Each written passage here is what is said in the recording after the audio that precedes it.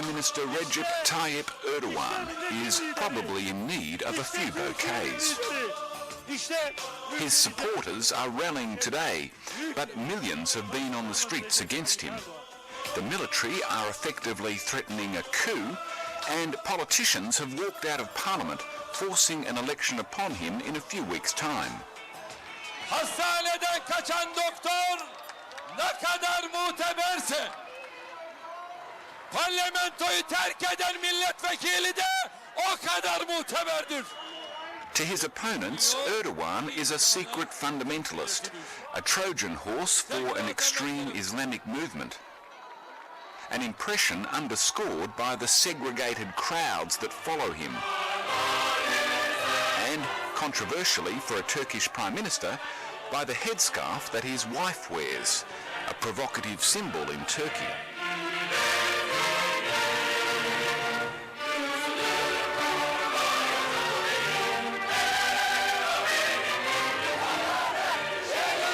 In recent months, Turkish cities have been jammed with the biggest protests in the nation's history. To chants of no Sharia law, millions have taken to the streets, protesting against Erdogan's government. Nominally, the protests were against the appointment of a new president, also a practicing Muslim with a headscarf-wearing wife. But it soon tapped into a broader anxiety about the growth of political Islam in Turkey. Laik Cumhuriyet'in savunucuları, gerçek Türkiye'nin temsilcileri. Dr. Nur Serta, a professor from Istanbul University, was one of the organisers of the rallies. To Dr. Serta, Erdogan is converting a rising tide of Islamic morality in Turkey into political power, and she sees this election as a defining battle to save democracy and the republic. If you do not control religion, then the believers of the religion will give you in your hands the holy book, saying that the book is our constitution. You have to obey all the rules. So what will happen? You will not be democratic. You will have to lead your life according to the dogmas of the religion.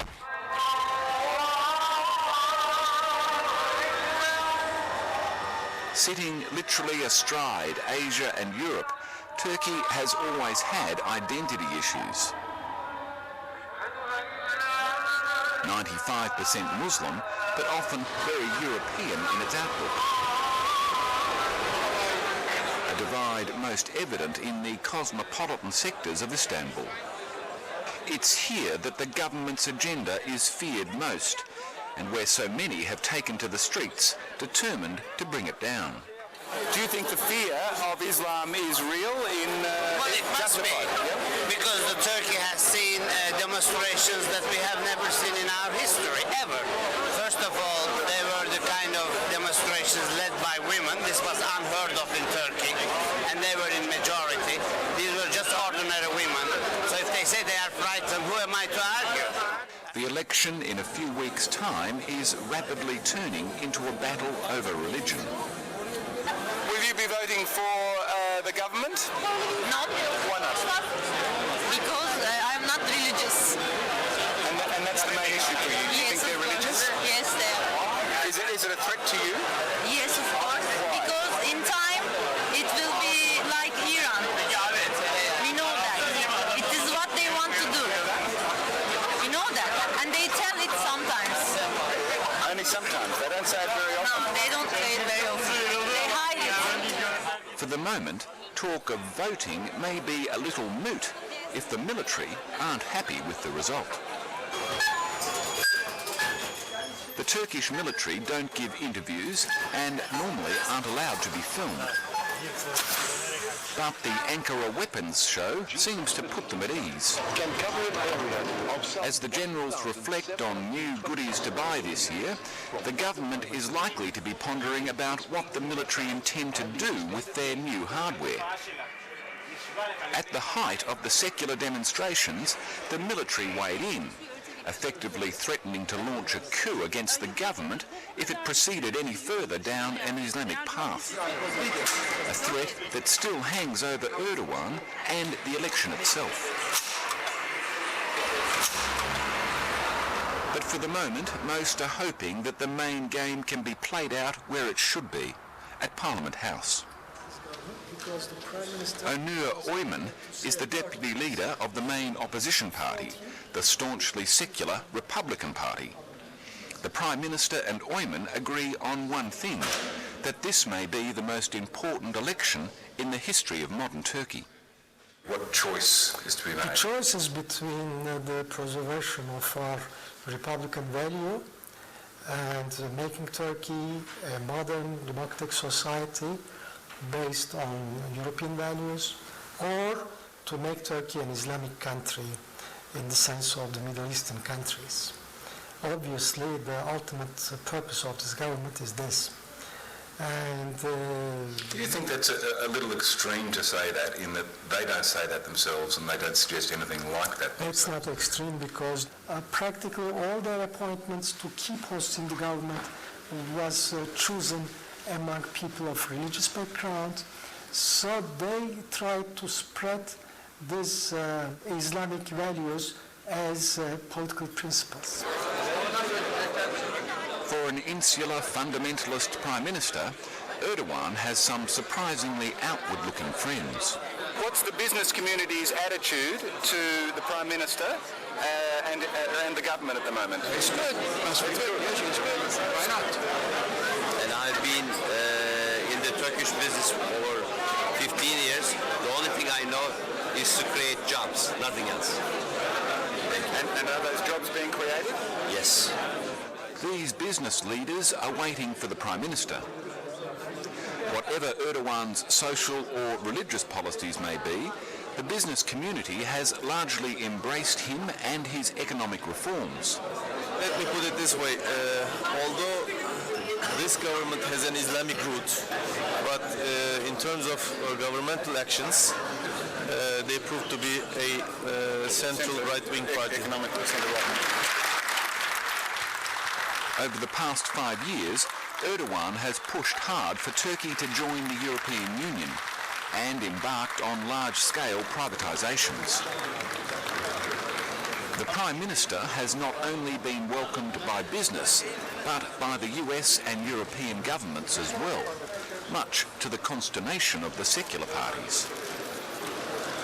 For a man who is supposedly has a sort of insular Islamic view that he wants to impose on people, he's also remarkably outward-looking. He wants to join the EU. He believes in an open economy. This is not the view of a narrow man. I know. It is the impression he gave to the outside world. The general feeling in Europe and the United States is that they do not react as much as we would expect these anti-secular activities. Why? Because their first priority is to get from this government some concessions. Yes. On Cyprus, on Iraq, on EU matters, on Turkish-American relations. As long as they got the concessions, they are not interested in what's happening inside Turkey. At Parliament House, Murat Mercan surveys his domain. So which is the Parliament? This building right over there. Mercan is a senior member of the government, vice chairman of the ruling party, and one of the Prime Minister's closest advisors. So what sort of majority are you running here? We are 352 members out of 550. Is that an unusually high number? It has been first for so many years in Turkish parliamentary democracy. An unusually high majority that Mercan is confident of retaining, a prospect that fills Onur Oyman with dread. The top civil servants they appointed to the Secretariat of the Prime Ministry, so the top civil servant of the country has publicly stated, and he wrote an article saying that we have to stop with secular democracy in Turkey. Instead, we have to build an Islamic society. So such persons are in the governing heights of Turkey. So we have so many examples of But they can't be, of course, they can't be excluded from positions of power. Or are you suggesting? He's still in power, and he's now. But figures. I mean, it is an Islamic country. There are many It's religious. not. Turkey is not an Islamic country. Turkey is a country with Islamic population, but we are a secular country. From us. As one of the founders of the ruling party, Mercan concedes it does have a religious background and support base, but denies there is any ecclesiastical agenda. Still, I won't say that we are a religious party. Our individuals, our individual lifestyle may be religious. But some of us are religious, some of us are not religious people. Well, are you riding the rise of Islamic faith in Turkey, which is apparent? And we do this while we are becoming a member of the European Union? That is a contradiction. By itself, it's contradiction. Let's go. Yeah. For Mercan, the injection of international capital is proof in itself that the government runs a very broad church. We have European companies invested in Turkey, integrating into global economy, and yet we are Islamizing Turkey. This is again, to say the least, nonsense. You can translate it into other nice words. Ankara İnanç Özgürlüğü platformu olarak It doesn't quite look like an Islamic government is in power at this weekly protest near Parliament House. Bizim derdimiz ise biz başörtümüzle eğitim almak istiyoruz ve çalışmak istiyoruz. Yani Türkiye'nin kalkınmasına faydada bulunmak istiyoruz. Yani bizim eğitim özgürlüğümüz engelleniyor ve çalışma özgürlüğümüz engelleniyor. Biz bunun peşindeyiz, bunun mücadelesini veriyoruz. There is little doubt that a more strident and outward form of Islam is emerging in Turkey. But it's hard to see who is oppressing who, the strict Muslims or the seculars who've been protesting against them. Biz onların miting yapmasına asla karşı değiliz. Ama tehlikeli, yaşam tarzımız tehlikeli düşüncesiyle bir takım tepki göstermeleri bence kendi kuruntuları. Çünkü şu anda eğer öyle bir şey olsaydı, biraz önce söylediğiniz hükümet onların o yaşam tarzına da müdahalede bulunması söz konusuydu. ve mutluluğun olması. But at times in Turkey, it seems that the secular forces rule, whoever is in government. There's no shortage of autonomous intelligence agencies who appear committed to interfering in the lives of practicing Muslims.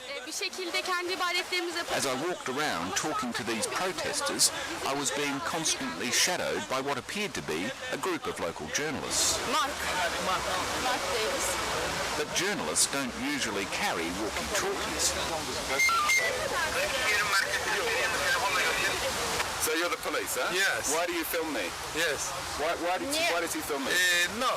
Hayır, neye çekiyorsunuz burayı onu soruyorum. Canımız öyle istediği için çekiyoruz, söylerseniz. And why do you film the protest? What do you do with this film? Yani ne yapıyorsunuz filmle? Çekiyorsunuz da yani. Sonra arkadaşlarla tanışıp izliyoruz beraberce. Then we get to know and what you Those friends are likely to belong to the Directorate of Religious Affairs, a shadowy institution charged with containing and controlling religion in Turkey. It says it's the same in Australia. Police work like this in Australia. They say it's their duty. Not quite. Tam da değil diyor. Okay, stop. Okay. Stop. I'll stop when you stop. Okay, I won't film you if you don't film me. Okay. All right, there we go. Bundan dolayı galiba herhalde İslamiyet'in biraz daha kısıtlanıyor. Yani burada serbest bırakılmıyor yaşam. Özgürlük yok. O zamanlar biraz daha serbestti. Ama şimdi kısıtlanıyor, daha çok kısıtlanıyor, daha çok yasaklanıyor, daha çok insanlar sindiriliyor. Yani baskı altına alınıyor. Onun için serbest... The military, police and religious affairs intently monitor all activities in Turkey. Anyone who utters statements against the secular state can be imprisoned, sacked from their job and barred from politics. Even those currently in government, as Murat Mercan well knows. Now, of course, in Turkey, according to Turkish constitution, criticizing the Directorate of Religious Affairs is illegal, according to Turkish constitution. So you wouldn't do it? So I wouldn't do it publicly. I wouldn't comment on it publicly. But this is extraordinary. You're a member of parliament. Mercan is equally tight-lipped in commenting on the military, which has just threatened to overthrow his government. So you're happy with the role of the military in Turkey? You're happy with the military effectively? I'm happy with the role of military in Turkey as described in the constitutions. Not necessarily as performed currently. As described in constitution and in legal framework. Since Islam is a political religion, the only way of preserving democracy is attained by controlling religion. There is no other way. I'm very sincere on it. There is no other way. Düşünüyorum. Allah'ın lütfuyla yardım etti. Buna inanıyorum. Trabzon'un en iyi ofislerinden bir tanesini işletiyorum. Aysasula Kasiolu may run the best legal practice in town, but she's been barred from appearing in court because of her choice in headgear. Aysa is intimately involved in two of the most contentious issues in Turkey, headscarves and the religious education of children. Şimdi Gülbahar Hatun Koleji'ndeki çocukların yarışmasını izlemeye gidiyoruz. Aysa's two daughters are attending weekend classes at this private religious school in the northern town of Trabzon. It's just art and dance today, but suspicion and controversy swirl around schools like these. A suspicion that the government tolerates illegal Quranic teaching in private schools and is escalating the role of religion in state schools. The content of religious course, it is just 1 hour a week. It's more moral values, moral teachings of Islam rather than, practicing of Islam. Well, what are those moral teachings? And I guess this touches on the fear. Being honest, being straightforward, fearing from God. Segregation of men and women in society. No. I'm raising my... Isolation of women from the workforce. No. That doesn't make that's nonsense. Prohibitions on alcohol or that type of lifestyle. That's nonsense. That's nonsense. Türkiye'de tüm dünyada olduğu gibi kadın olmak zor ama Türkiye'de kadın olmak daha da zor. Çünkü kendi içerisindeki çifte standart uygulamalar Türk kadını içinde söz konusu olduğu için özellikle örtülü kadın olmak çok daha zor. Can you wear them in school?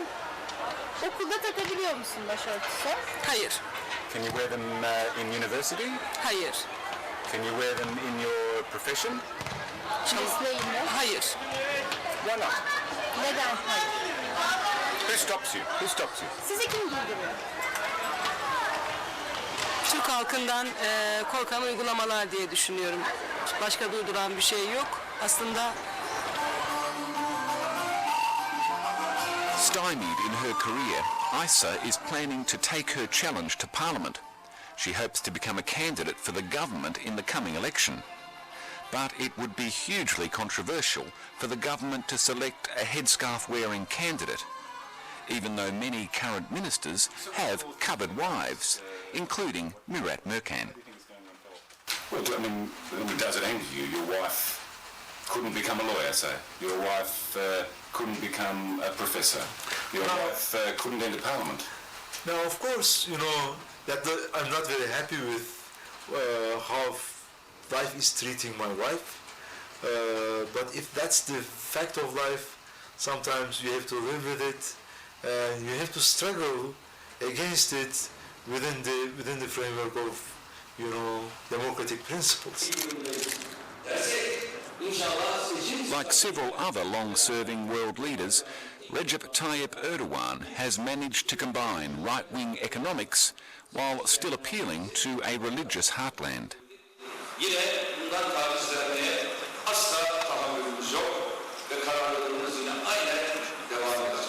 Erdogan's reputation as a religious man may yet return him to government.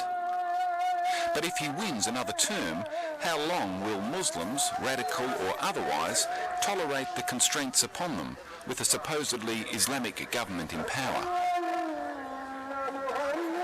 merkezi bir sistemle, cuma hutbeleri de merkezi bir sistemle tüm Türkiye'de aynı konu işlenmek suretiyle tüm din adamları da Diyanet İşleri Başkanlığı'na bağlı olarak çalışmakta. Dolayısıyla maaşlarını devletten almakta, kendine özgü bir özerk yapılanması yok. Whatever its religious agenda, the government is being nothing but pragmatic in this campaign. Issa's bid to become a candidate in her hometown is rejected. But women like Issa are unlikely to remain in the background for long. The opposition will be the winner, despite all the efforts of foreigners, all the payments of pro-government business people, all the efforts of some radical intellectuals. We will win the elections. The Republicans are pushing this election as a do-or-die moment for secular Turkey, and they may succeed in galvanising those votes. But having raised the stakes so high, what if secular Turks suddenly find themselves in the minority? It's ironic, to say the least, that traditional middle-class liberals are now courting with the military as their ultimate defenders. Do you support the military's threats of a coup? Zaman zaman.